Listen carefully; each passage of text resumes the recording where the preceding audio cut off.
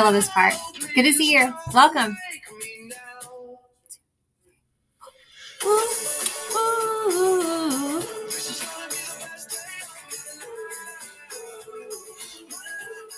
Hey, everybody.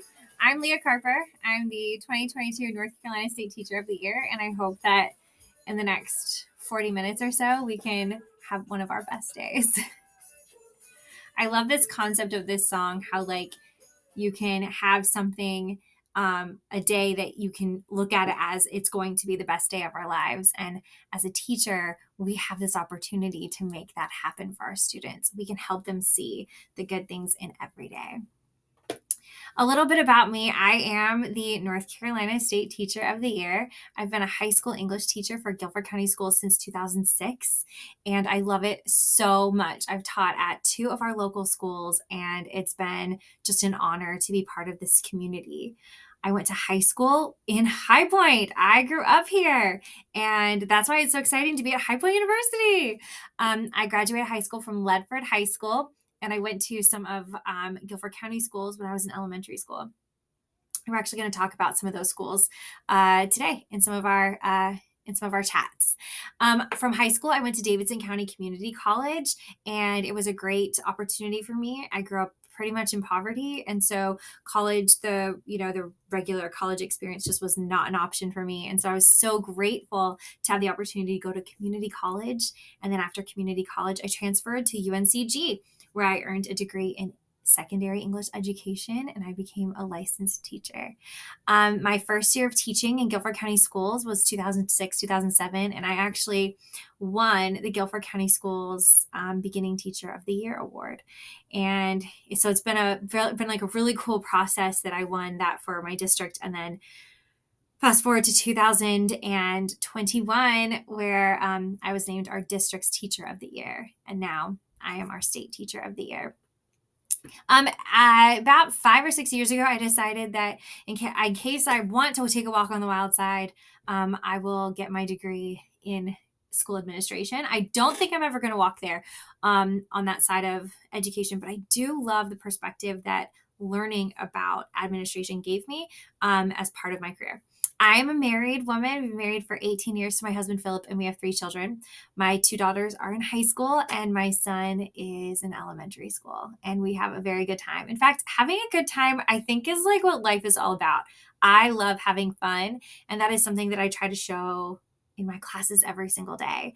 I love karaoke and swimming and roller skating and game nights and dressing up and TV shows and anything that's the color pink. And I think it's important to share that with our students, right? Like give them the opportunity to connect with us as people and to see what we like and what we don't like, because we're modeling for them what being an adult is really like, which is terrifying and wonderful all at the same time. So that's just a little bit about me. If you'd like to follow along, follow me on Twitter or on Instagram or TikTok. Those are my handles. All right, so the school year is starting, right? But also your experience of being a teacher is about to begin. And I'm just curious, how do you feel about starting off your teaching career? I have to tell you, at the end of summer, I often feel like I'm number 5. Like, I can't believe this is happening to me. Like, I have to start another year. And oh my goodness, the summer just flew by and all the things. And sometimes when I'm sitting in trainings, I might feel like a 4.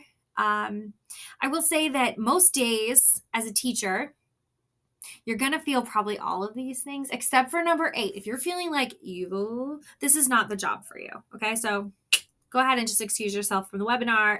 we don't want you here in the nicest way, but you will feel most of the things that Patrick Starr is feeling as a teacher. And that's totally normal. If you learn nothing else from me, learn that it's okay to feel all the feelings. You're teaching people. And when you're teaching people, that means that you're going to experience real people feelings and emotions and all the things. So teacher life, you're going to feel it all. But most days you're between a 7, a 9, a 6, maybe all of them. I don't know. But it's a really fun journey. Okay, so today we are here to talk about why being a teacher is awesome. Number 1 reason why being a teacher is awesome. That's not what The money and the fame. That's not what I wrote. Hang on, sorry. Someone must have messed with my slides. This is so embarrassing. Summer. No. Yes, summer is lovely. I don't know who touched these slides though. This is so embarrassing. But yeah, summer is great. I'm not gonna lie. I do love being at the pool, spending time with my family, traveling in the summer, etc. Sun's out, guns out, skies out, thighs out. I don't know. Um, being a teacher is awesome because Teacher Appreciation Week. No, yes, a little bit of both.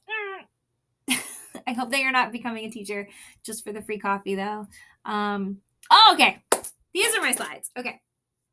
Being a teacher is awesome because it gives you a daily creative outlet. Every single day, you have the opportunity to stretch those little parts of your brain that you like unlock little parts of your brain that you didn't even know you had. You are going to be given, I have 160 students every day, that I teach in my high school English classes. And each one of them requires something different, something interesting, something that will appeal to them. And so you have to use the gifts that you have and the tools that you're going to learn here at High Point University to help you creatively reach all of your students. And it's kind of exciting, especially when you do it, when you can, when you have this idea and it works out and you know that it's impacting people and they're learning and they're growing and they're developing skills they need. It feels amazing. I love that every day I don't really know. I know what to expect because I have a plan, but you don't know what to expect every single day. It makes you creative. It keeps you on your toes. It keeps you young. Okay. I love that you have the opportunity for constant personal reflection and improvement.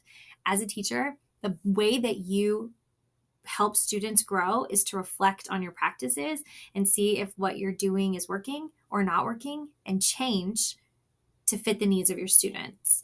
And that can happen minute by minute, class period by class period, day by day, or even year by year. You are constantly reflecting and trying to become better. And I just feel like that's what makes us good people too.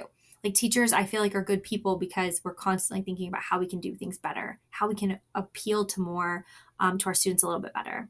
But also as a high school teacher, boy, do I get lots of constant reflection and improvement.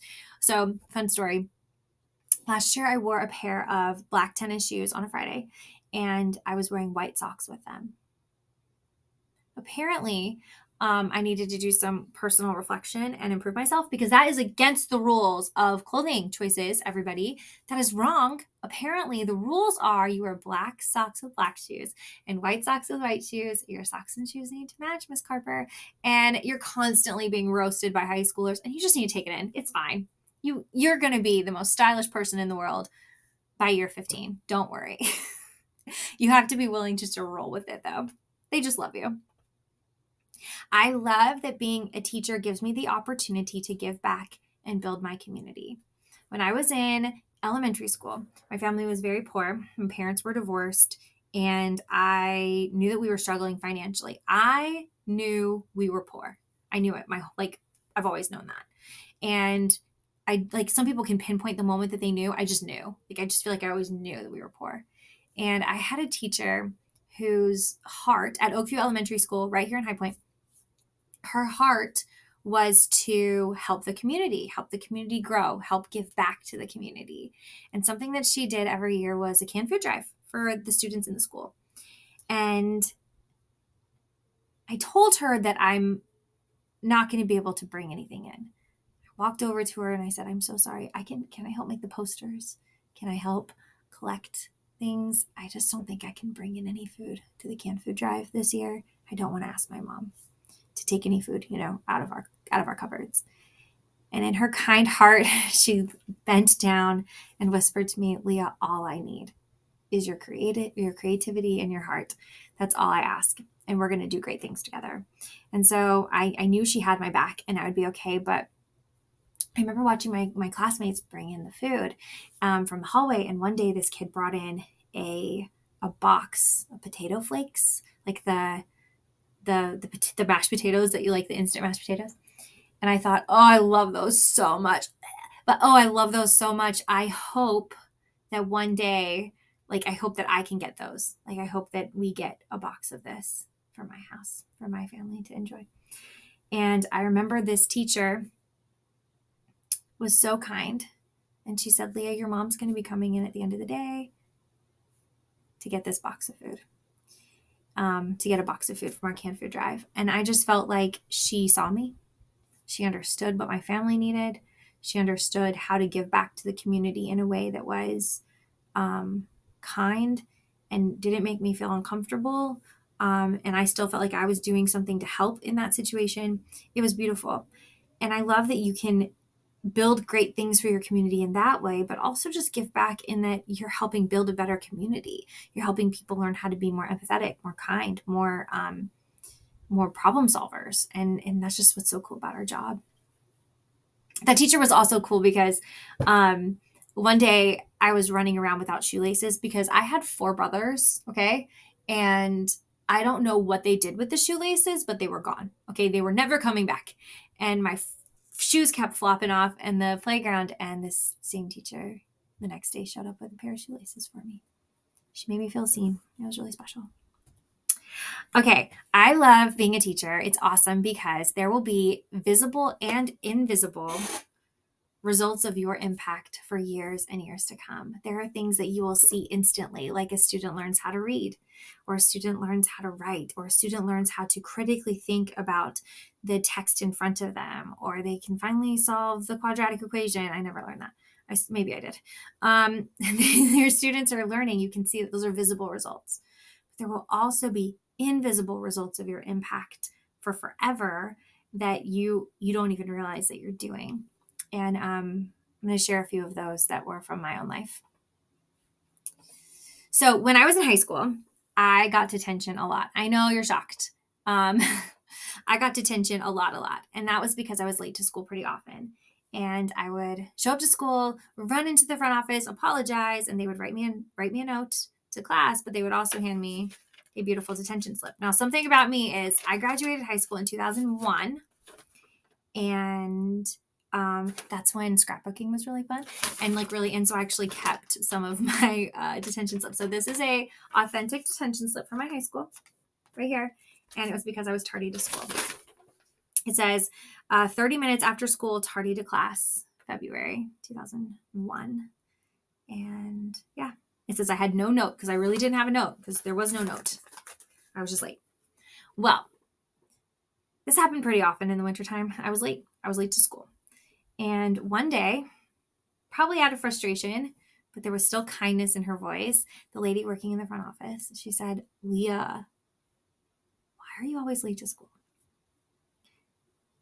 No one ever asked me that before. They just thought this is a problem, oh, she's causing problems again. They never asked me why. Well, I felt comfortable and vulnerable in that moment. And I responded. I was like, you know what? I bought a car for $600. I saved up all of my after school money. I bought myself a car, and it just really doesn't drive really well in the wintertime. There's something about the engine warming up. It gets weird when it's cold outside. I don't really understand it all. I took it to the mechanic, and he said it will cost $400 to fix. And I'm almost there. I almost have that money, but I really need your help. Don't tell my mom. Please, I begged her, don't tell my mom that my car has problems. Don't tell her that I'm late because of it, because she'll take on that financial burden. And I cannot have her do that. I do not want to cause any more stress in our family financially. And that beautiful front office worker, that educator, because everyone who works in a school is an educator, she looked at me, and instead of writing me another beautiful marigold detention slip, she handed me a pass to go to class. I took the pass and I stopped by the bathroom and I cried. I just thought, she saw me. She didn't see me as somebody who was bad. She saw me as someone who's trying to do something good and it's not working out. And she recognizes that I'm trying. And she showed me some mercy.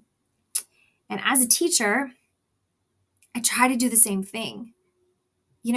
Every action that our students are doing, every behavior, it isn't because they're bad people. It's not because I wanted to be late to school. It's a symptom of something else. There's something else going on that's preventing you from being on time or whatever it is. Like there's something else going on. There's a story there. Everyone has a story. And she heard my story and she showed me compassion and love. And that's what I try to do in my class as well. Huge impact. When I was in high school, I took Spanish class because you have to take Spanish class in high school and at my high school. And I was not good at it. Okay. I just was not good at it. Like I remember basic things, like when we were going through like the colors, nailed it, rojo, awesome. But then when we moved out of like those things and started getting into conjugations, I was like, what just happened? Can we please go back to azul? Like it's difficult, muy difícil. And I was struggling. But one quiz, I just like nailed it. Like I was doing super, like I got 100 on it. And my teacher at the top of the quiz paper, she just wrote, muy bien, ¿estudias mucho? Like, did you study a lot for this? And y'all, she took 2 seconds to write that at the top of my paper, right? And she has no idea the impact that had on me as a Hufflepuff people pleaser and as a person who does want to do good things. I was grateful she noticed that there was a change, but also she kind of tricked me into wanting to study more for class. And I ended up pulling a B in that class because I wanted her to think that I was studying more. When you make a little note, when you take the time to say something small to a student, like, good job, I'm impressed. Or I noticed this specific thing that you're doing that's different, that's impacting your performance. It means a lot to them. So in my practices, the impact this had for me as an educator is I do try to give specific feedback to my students, even more specific than good job. Like, hey, I noticed that you did this in your writing and look at this great detail that you added. Or I can tell that you're really thinking hard about this narrator's process and the character development. And I can see that in this specific sentence you wrote. When our students think that we value the work that they are doing, they will put in better work. It's pretty cool. All right, when I was in elementary school, let's go farther back in time, in High Point, North Carolina, my brothers often got into fights at school. I do not know why. They were angels. But they did. They got into fights a lot. And I remember one day my brother got into this fight and I witnessed it. I was an eyewitness.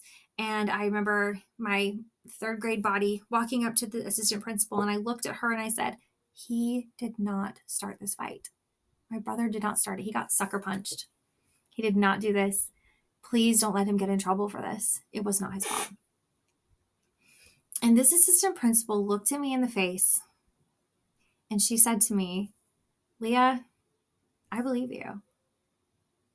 When you speak, I trust you. You are a trustworthy girl. So I believe you. I do believe that he got sucker punched. And that is such a small phrase, such a small moment. It was a regular Tuesday for this woman doing her job, but it was a moment of incredible impact for me. A young girl who watched as her mother will say truths and no one believed her.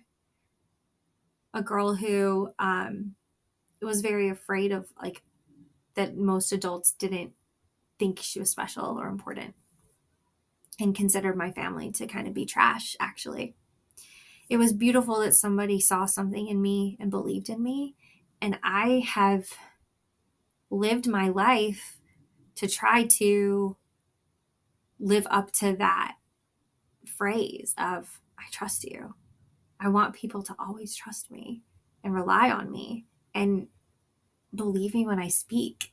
And so, like I said, the impact of an educator, right? Somebody just says this one little thing, but it makes you think, it makes you wonder. And I'm sure that you have moments where you've had educators say something to you on a random day, but it caused a core memory to happen for you. The last story I'll tell you is about the time I got lice. Yay! Okay, I'm sure you're getting like the itchies all over your body. Sorry about that. So in second grade, I got lice. In fact, my entire second grade class got lice. We shut that school down with our lice, okay? Like, what? Like, we did it. My whole class got lice. And I remember I was in the front office waiting for my mom to come. And the girl sitting next to me, who was also waiting to be picked up by her parent, also had the lice. She said, my mom said the next time I get lice, she's cutting off all my hair.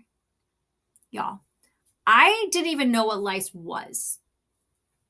I didn't know what it was. I was in second grade. No clue. But I knew I liked my hair. I had the good bangs from the 90s.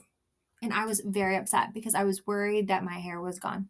My mother was going to cut off all my hair because that's what her mom said she was going to do. I didn't know about lice, but I knew I wanted to keep my hair. And I started sobbing hysterically in the front office. Not because I had lice, because I don't know what lice is, but because I thought I was going to lose my hair. And this parent volunteer at the school, who also was one of my neighbors, she walked over to me knowing that I had lice. And she wrapped her arms around my body and she told me it was going to be okay. And she talked me through the process of getting rid of lice and all the things that we'll have to do. And I'll have to put all my stuffed animals in a bag and close them up for a few days and all the things. And she said, you will not lose your hair. I promise you, you will not lose your hair. She knew I had lice and she wrapped her arms around my body and told me it was going to be okay. In second grade, that story didn't really matter that much to me. She did help me stop crying and I was grateful to know it was coming up. But as an adult looking back, I don't know if I'd hug the lice kid, y'all. Like, I don't know if I can say that. The sacrifice and the love and the generosity and the selflessness that this woman showed me in that moment, this moment of fear and terror, will live with me forever. I was in a school and somebody loved on me and somebody rescued me. School can be a place that has this tremendous impact for people, for students, for everyone. School is a place where people can feel home and safe and fed and heard and seen and trusted and inspired to do better. And that is what school was for me. And that is why I wanted to be a teacher. All of these reasons and many more. Some of the best people I knew were in the walls of a building. And this is your opportunity to be that for kids all the time. The last reason why being a teacher is just awesome is because you get to shape the future of our society. As educators, we get to help create the world that we want to have. It's just really cool. So as a high school English teacher, I can't help, I have to show you my favorite quote. Like, that's like a rule, right? So my favorite quote is, a society grows great when old men plant trees whose shade they know they shall never sit in. A society grows great when old men plant trees whose shade they know they shall never sit in. And so as an English teacher, the things that we do. So first of all, what are the key words here? Society, we want it to grow, okay?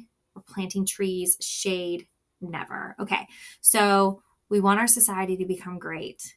And so the leaders, people who are leaving society, have to plant seeds, have to create something that is going to impact the future, even though they know they're not even going to be part of it.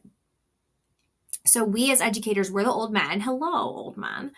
And it's our job to create this good shade, not the bad shade. We're not throwing shade, we're creating shade for the rest of the world to sit in. We're making the world a little bit better. We're teaching our students to be kinder, to be more respectful. We're giving them skills that they need to make the future a little bit easier for everybody. We're teaching them how to become inventors and creative thinkers so that the things that they create and the things that they do will make the world better. And it's not because of the money and fame, and it's not because we're even going to benefit from it. It's because we know the importance of the world benefiting from it. And I think that's what's so great about being a teacher. All right, so because you're a teacher, let me move my head. Because you're a teacher and you're a future teacher and it's about to happen, sharpen your pencils. Ladies and gentlemen, I have a list of a few things that I, as a North Carolina State Teacher of the Year, as a 15-year veteran in the classroom, this is what you got to know. Okay, are you ready? Here's your list. Okay, first thing that you need to know is that you're amazing. Okay, best friend, I love you. You chose this job. You know what it pays. You know what that it's nights and weekends and all the things. Like, you know how much heart it takes and how much sacrifice it takes. Like, you know that because you saw it. And yet here you are, a teacher, wanting to be a teacher, going to school at a great university so you can be a teacher. You're awesome. All right. First piece of advice I have for you is you need to find your people. If you're bacon, I'm bacon. Find your humans. When you go into a school, every school has its own culture, has its own vibes, has, like, a principal who feels one way or teachers who act another way. You need to find somebody who can guide you through the journey of your career, through the building, through whatever it is. And so find teachers who are like the teachers you want to be like, the ones you want to emulate, and spend time with them. Ask your principal for permission to go and observe teachers so that you can have the opportunity to learn what type of teacher is great and what type of teacher is not so great. And then you can spend time with those great teachers. You become the people who you spend the most time with. They rub off on you. So find those good teachers and then ask them to help you with the culture of the school. Have them help you prioritize your to-do list, and have them, like, if you get an email from the principal, say, is this an emergency or not? Help me read this, have them guide you. There are teachers who want to help. Most of us do, because we genuinely all feel like we're in this together. We need you to find those people and go hang out with them.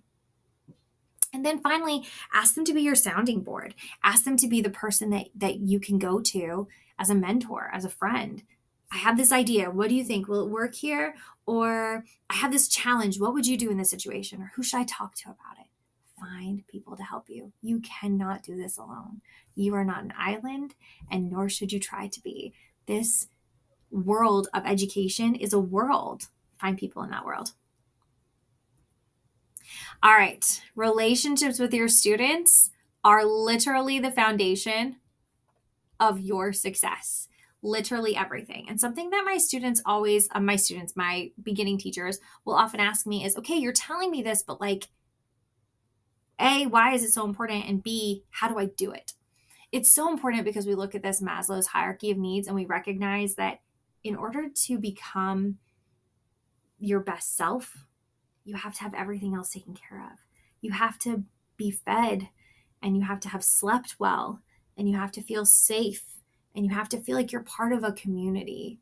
And then you have to have people recognize, like, the things that are good in you, and then you can finally live up to your potential. That's when you can learn.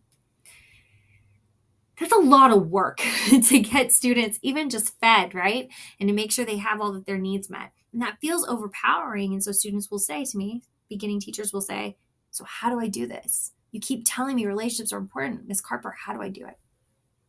First thing you need to know is that you're already doing it. You are already creating relationships with your students as soon as they meet you. As soon as you turned on this webinar, you were like judging me, right? Like, you can't help it. Like, it's what we do as people. So your students are observing you. They're recognizing all the little things that you're doing, and they are building a relationship with you before you really develop your deep relationship with them. It starts the second that they meet you. So they're going to watch you. Your students will watch how you interact with the students who are struggling. They're going to watch how you interact with the student who's late every day, or the one who always asks to go to the bathroom.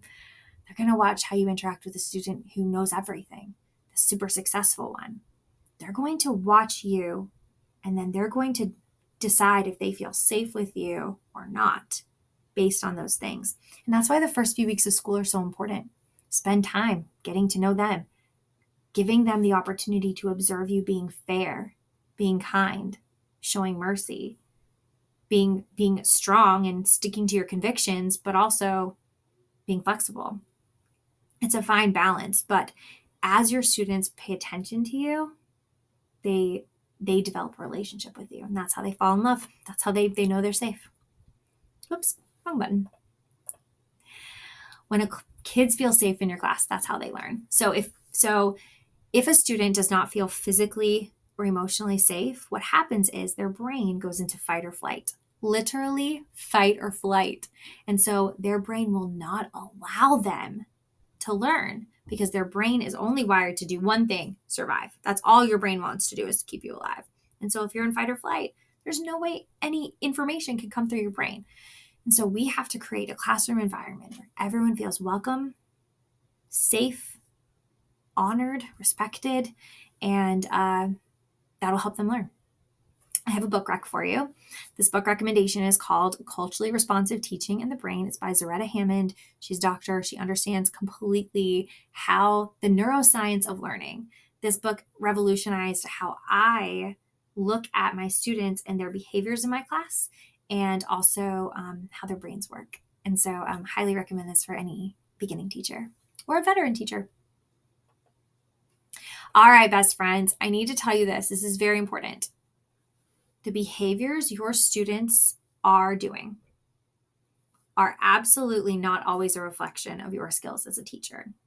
Sometimes your students are just going to misbehave. And that is not anything that is your fault at all. Sometimes they're just going to be themselves. Sometimes young people are just going to act like young people, and that's totally fine. I'll give you a couple stories. My husband and I were chaperoning a trip for kids, and we were at the Wendy's. And this was before COVID. So there were salt shakers on every table, and the salt shakers were plastic. And this kid was sitting there spinning quarters on the table, and he would take the salt shaker and he would slam it down on top of the quarter. And then when you lifted up the salt shaker, it was broken and all the salt would come out the bottom. So I observed him doing this one time. And then I looked at my husband, this was before we had children. And I said, "Can you go talk to that kid?" And he was like, I guess so. And of course I'm like watching him like, okay, let me see your parenting skills. Let's evaluate. And so he walks over there and he looks at the kid who's breaking public, like, property of Wendy's. And he's like, "Dude, what are you doing?" And this human being, this child, looks my husband dead set in the face and says, "I'm 14. And then my husband walks away and he comes up to me and he goes, "Leah." I was like, "Wait, what happened? What happened?" He goes, "Leah, he's 14. Are you kidding me right now? Tell him to stop breaking things at the Wendy's and go talk to the manager and make him pay for it. My gosh. Sometimes they're just going to be 14 though, okay? They're going to do things that kids their age do, and that's okay. We have to learn through it. We have to grow through it, okay? Don't take it personal. It has nothing to do with the fact that you're a good or bad teacher usually. And of course, we can control behaviors in class as much as possible, but sometimes they're just going to be 14. I had a student who was always getting in fights. And this was his third time in freshman English. He was taking it with me for the third time. I was his third teacher, and he was doing pretty well. And he had a good relationship with me. Like, we got along, and that was rare for him that his teachers got along. I think we got along because I didn't treat him like he was a criminal. And when he asked me for something, I usually was like, I would either explain why that couldn't work, or I would say yes. And so it worked out. Like, we had a good relationship, and I trusted him, and he was very trustworthy with me. He didn't break my trust. Well, one day I'm in the cafeteria on lunch duty, and I'm pregnant, big pregnant, 7-8 months pregnant, had a belly, and he was about to get into a fight. And you could tell when a kid's about to get into a fight because, like, the clouds gather in the sky and all the kids like start like it gets quiet, and like everyone kind of gathers around, and then there's kids in the middle who are peacocking, like they're like their chests are puffed out and their shirts start coming off, and you're like, oh no, we're about to have a fight. And I love this kid so much, and he loves me so much, and I know he loves me so much. And so me, in my desire to save him from this fight and to stop it from happening and so he doesn't get in trouble, I ran out in the middle of the room, and I run up to him and I put my arms on him and I say, "Please don't do this. Do not fight this kid. You do not need to do this. Do not do this right now. Please, whatever you do, just don't do it. Don't do it." And he was furious, but he put his hands on my arms like this, like grabbed me like this. He lifted me up. His fight or flight was activated, lifted me up, put me down right next to him, and he said, "Stay there." And then he turned his body and proceeded to beat the trash out of that kid. And you thought I was mad at my husband about the I'm 14 thing. He was furious at me. I was pregnant with our child. And I'm running up to grown big men, children, and begging them not to fight. I was wrong, friends. I was wrong. And even though we have a great relationship, and even though we've spent so much time building that, that doesn't mean that we don't have that still, because he behaved like a kid in that moment because he was angry and he needed to fight somebody in his mind. It didn't change what we've developed, and it did not reflect me as a teacher. But so many teachers, y'all, think that it does. Please don't allow yourself to take these kind of things personal. Sometimes they're just going to be kids. Forgive them. Forgive them. Forgive you. Learn from the experience and move forward. Okay? There will be bad days. Students are going to do dumb things. They're going to throw spit wads. They're going to throw trash across the room. They're going to drop bad words. They're going to text their friends on their phone. They're definitely going to touch the threshold of the room every time they walk in. They're going to do it, okay? They're going to call somebody a name. That doesn't mean that you're a bad teacher. It just means they're kids, and we can talk about it. We can all learn from we can create a conversation with them to learn together and grow, okay?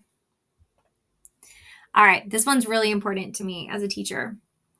Based on the stories that you've heard of my life, you're not just teaching a curriculum.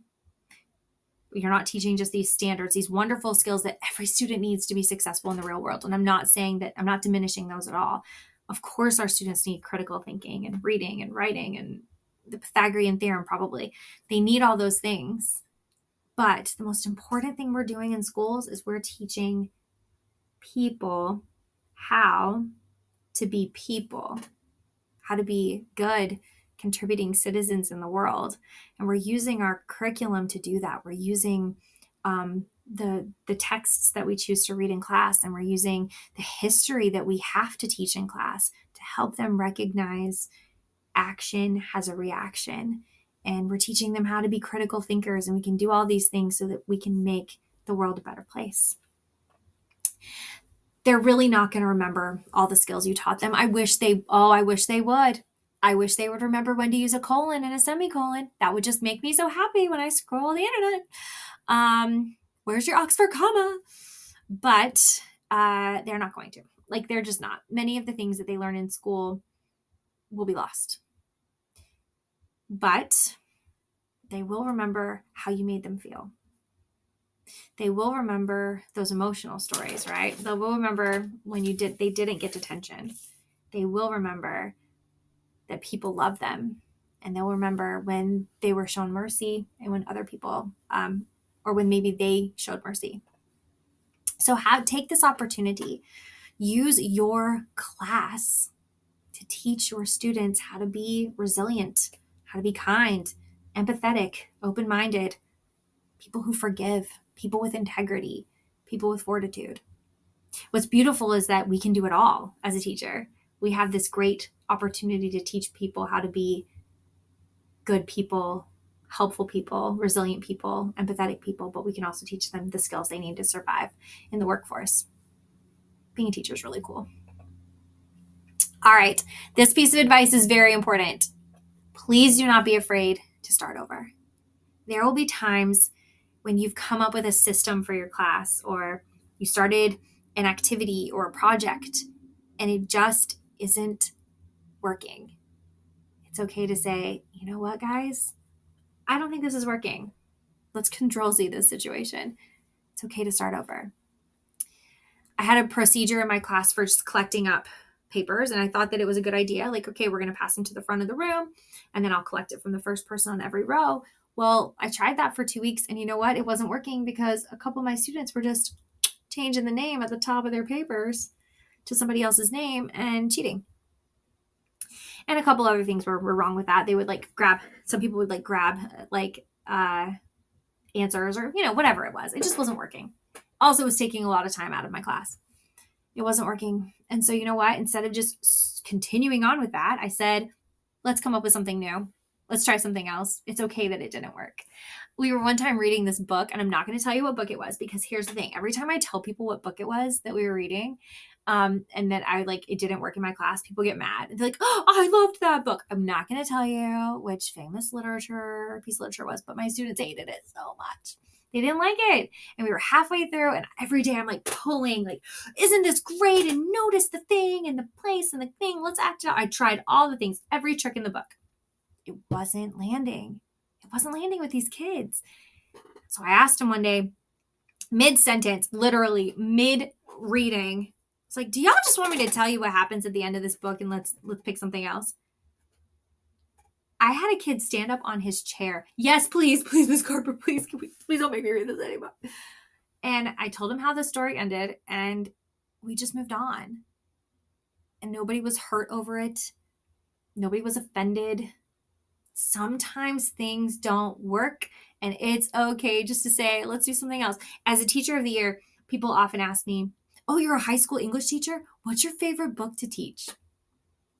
And the truth is, my favorite book to teach is the one that my students actually want to read.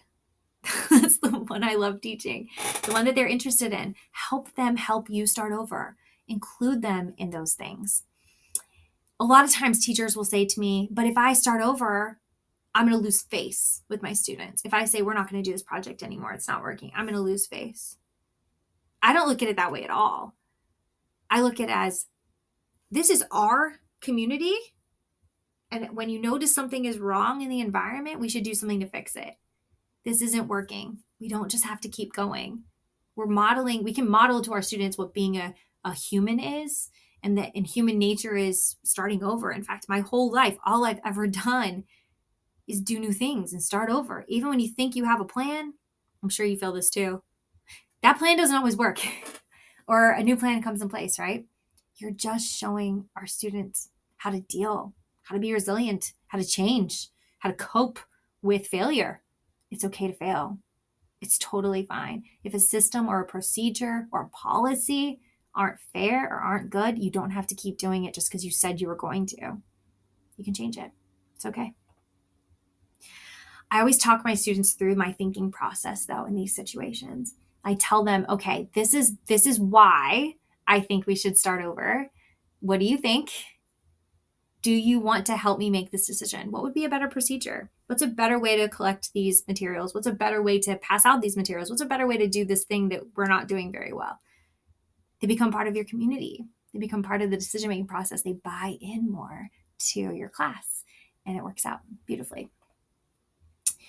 You have to model that we never stop learning. As a teacher, you're never going to stop learning. And as a person, we never stop learning. And so giving our students the opportunity to learn that in school is pretty great. So I just want to say thank you. Thank you for choosing to be an educator. Thank you for wanting this life. Thank you for wanting to make an impact on others' lives. I have this philosophy that everyone became a teacher for two reasons. It's either because of a teacher that you had that had tremendous impact on your life and really made you feel like you were special or really inspired something inside of you, or because of the teacher that you didn't have, the one that you wanted to have, the one that you wanted, the one that you needed more than anything. And for whatever reason you're choosing to be a teacher, I hope that that becomes part of your everyday story as an educator, that you think about this as you communicate with your students, as you love on them, as you take care of them. You think about, am I being the teacher that they need, or am I being like that teacher that I always wanted? I come back to this song. I'm never gonna give it up.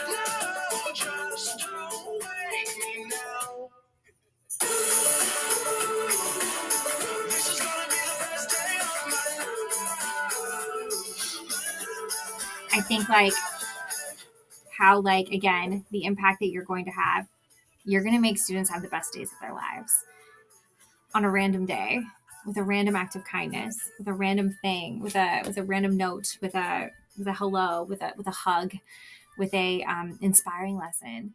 And you're going to do that. So I just want to say thank you again. Thank you for wanting to be part of that. Thank you for wanting to be part of someone's story and for making our world a little bit better. Feel free to connect with me.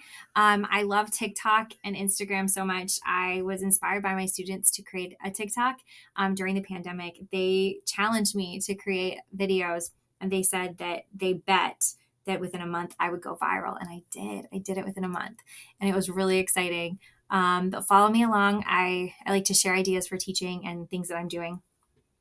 I also engage with Twitter. I don't know what it's really called now or what you're supposed to call it when you post on it anymore, but I love that platform as well. And you'll see a lot of the stuff I do with advocacy and the travels that I'm doing to help the world be a little bit better place for educators and for students on that platform. So please feel free to follow along, but also connect with me. If you have questions, if you have comments, if you have ideas that you want to share, or if you have policy that you think needs to be pushed through or anything like that, please feel free to reach out. I'm always listening. I want you to know that as teachers, we are connected. We need each other and we belong to each other. And we need to take care of each other because it's tough to be a teacher, but also we have so much to offer this world and we do it best when we're doing it together. So please connect with me. Thank you so much, High Point University. I have enjoyed sharing a little bit of my personal story with you, and also it gives me so much hope in the future of education when I see the great work that High Point is doing. I got to spend a little bit of time over there looking and observing a year in review of all the things that our teachers were doing, our future teachers were doing at the university. And I'm very impressed with the things that you're learning and the thoughtfulness of your program. And so please try to absorb as much as possible while you are there, because people at High Point, they want you to be successful. They want you to be excellent educators. And I promise you, you will be. Thank you so much for your time. It was nice to see you all.